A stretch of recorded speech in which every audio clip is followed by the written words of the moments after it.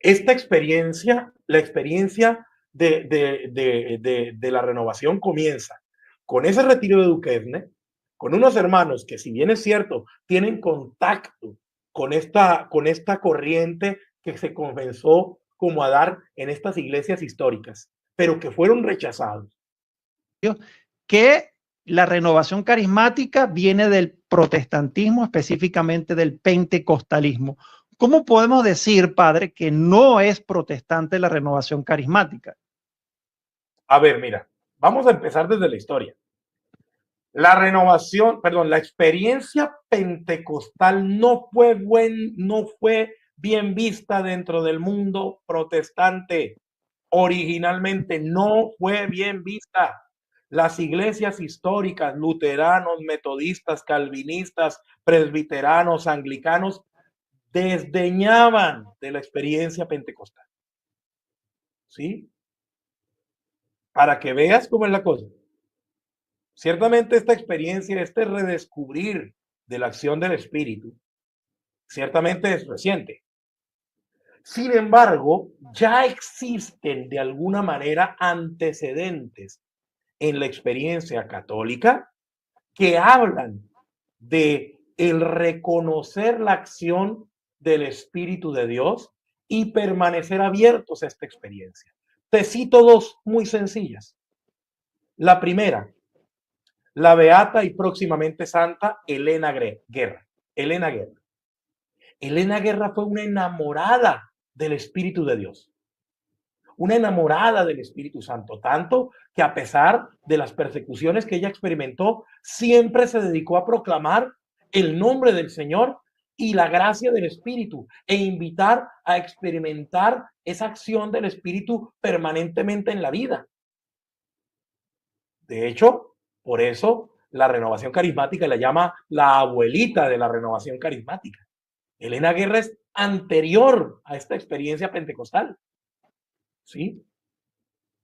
Luego, con todos los movimientos de revisión y reforma que se fueron gestando en la iglesia desde el siglo XIX, porque esto no es de ahorita, ¿sí? Particularmente a partir del inacabado Concilio Vaticano I, que se tuvo que suspender y no se pudo concretar debido a la toma de Italia, ¿sí?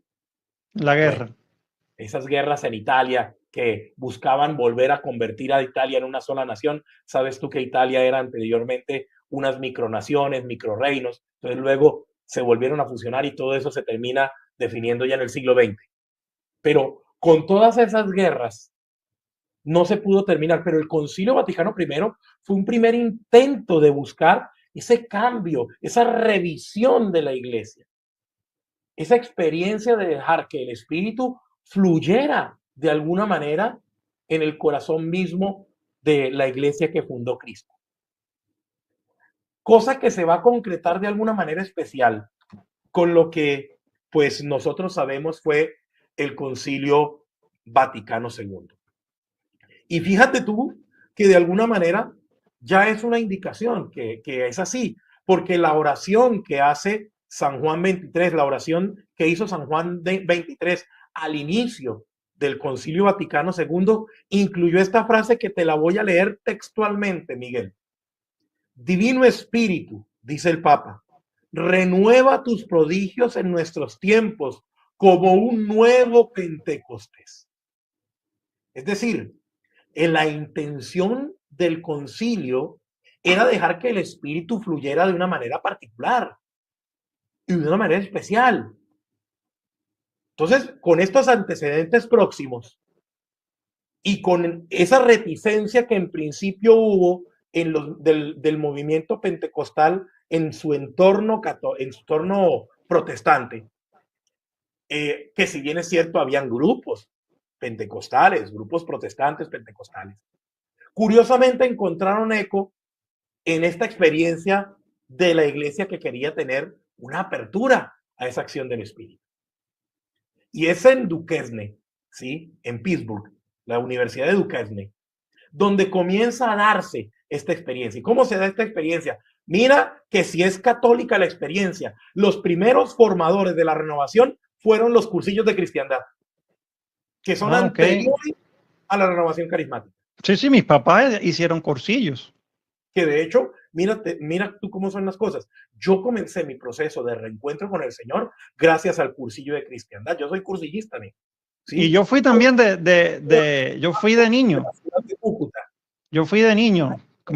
¿Cómo era el lema que decía Cristo y yo, mayoría aplastante? Cristo y yo, mayoría absoluta, sí, señor.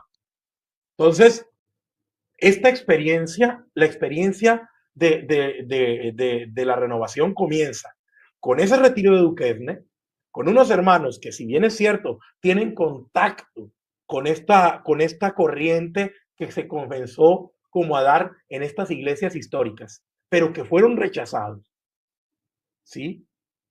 Entonces, estos hermanos leen esto, pero se dan cuenta que esto necesita, hombre, vivirse en una experiencia, en la experiencia de la plenitud de la iglesia que el Señor fundó. Y orientados por hermanos que se formaron y crecieron en su fe, muy bien fundada de por sí, a través de los cursillos de cristiandad, hacen ese retiro en Duquesne y comienzan a tener una experiencia tan bella que dicen los que vivieron esa experiencia, que ellos al final del retiro, pues como que dijeron, pues sí, muy bonito el retiro, pero ya, no pasó nada. Pero se iban a preparar un cumpleaños tal vez de alguna persona que estaba allí y estaban organizando todo, pero que de un momento a otro todos sintieron la necesidad, eso fue primero uno por uno, pero luego todos, de ir a arrodillarse delante del Santísimo, delante del Sagrario. Y dicen que comenzaron a cantar, mira tú, para que vean lo católica que es esta experiencia, comenzaron a cantar el Veni Creator Spirit, ¿sí? Todo empezó con el Veni Creator. Y ese momento fue un momento bellísimo, porque muchas personas en ese momento comenzaron a alabar al Señor a viva voz, otros comenzaron a tener una experiencia de llorar, o sea, de una experiencia liberadora, otros comenzaron incluso a tener la glosolalia, lo que conocemos como el don de lenguas, otros comenzaron a orar, a bailar ahí en su puesto, dándole gracias, lleno de gozo, sin que hubiese nadie que les dijera, sin que hubiese que un pastor que, no, nada, en delante del Santísimo, cantando el Veni Creator. Hombre, solo faltó que estuvieran rezando el rosario como Claro, para que no. eso le iba a decir. Solo faltó eso. Y no se te haga raro que en el retiro hayan rezado el rosario. Entonces, hablamos de una experiencia que, si bien es cierto, se evidenció en contextos protestantes, dentro de los primeros grupos protestantes no recibieron apoyo. Y más bien encontraron un eco interesante en la iglesia. Por supuesto, por ser algo como tan novedoso, porque ciertamente algunas experiencias que son de la iglesia, tal vez no se tenían muy presentes, al principio hubo cierta resistencia. Pero luego los mismos obispos, esto es de Estados Unidos, porque este movimiento nace o esta fusión comienza a fluir en Estados Unidos. Los mismos obispos fueron viendo cómo esto fue creciendo y cómo mucha gente que estaba antes alejada de la iglesia volvió a llenar las parroquias. Y aquí hay una cosa interesante, Miguel. Esta es una experiencia que integra a la vida parroquial, que integra a la vida de la fe en las comunidades parroquiales, ¿sí? Y así se fue dando en Estados Unidos. Por eso los obispos al final dijeron, no, esto es una belleza, esto hay que apoyarlo, esto hay que acompañarlo, ¿sí?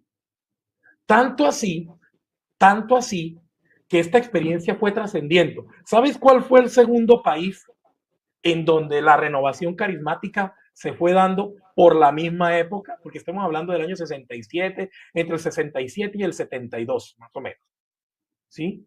¿Sabes cuál fue el segundo país? No, padre. ¿Y Colombia, sabes quién vea. trajo la renovación a Colombia? Alguien que tal vez nadie en Colombia conoce. Un padrecito por ahí que se llama Rafael García Herreros. Imagínese. Él fue el que trajo la renovación carismática a Colombia. De hecho, el primer Consejo Latinoamericano de la Renovación se realizó en Colombia. Se realizó en Colombia en el Minuto de Dios. Y tan exitoso fue que desbordó el minuto. De hecho, se llegó a llamar al Minuto de Dios la capital de la renovación carismática. La capital de la renovación carismática. Entonces, fíjate que esta es una experiencia evidentemente embebida en la iglesia. Ahora bien, como en todo, hay cosas muy buenas, pero lastimosamente hay abusos. Abusos Ahí, que la misma iglesia ha ido descubriendo, que la misma experiencia en la renovación ha ido asumiendo también y que ha ido poco a poco purificando, puliendo. Uso la palabra purificando tal vez de una manera un sí. poquito gratuita, pero ha ido revisando, ha ido como puliendo precisamente para ser fieles al Señor y para evitar caer en cosas que responden más a criterios personalistas De eso o vamos a hablar. sensacionalistas. Pero esto es, digamos, como la excepción a la regla. A ver, ciertamente tú sabes muy bien, Miguel, que el camión vacío es el que más ruido hace. Sí. ¿Sí? Entonces, estas experiencias a veces vacías, pues evidentemente son las que más se notan. Pero las experiencias grandes, profundas, carismáticas, son las que suceden en la intimidad de una parroquia, pero van haciendo que mucha más gente se integre a la parroquia. Bueno, de verdad que, queridos hermanos, acá pudimos ver esta enseñanza del padre Miguel Ángel, pues hablándonos del origen de la renovación carismática y pues todo su contenido histórico. Realmente pues agradecemos todas estas enseñanzas y repito, pues todo esto nos sirve a nosotros como católicos para formarnos y para ser verdaderos católicos y para defender la fe y para reconocer cuando quizás estamos nosotros cometiendo algún error por desconocimiento o por mala formación.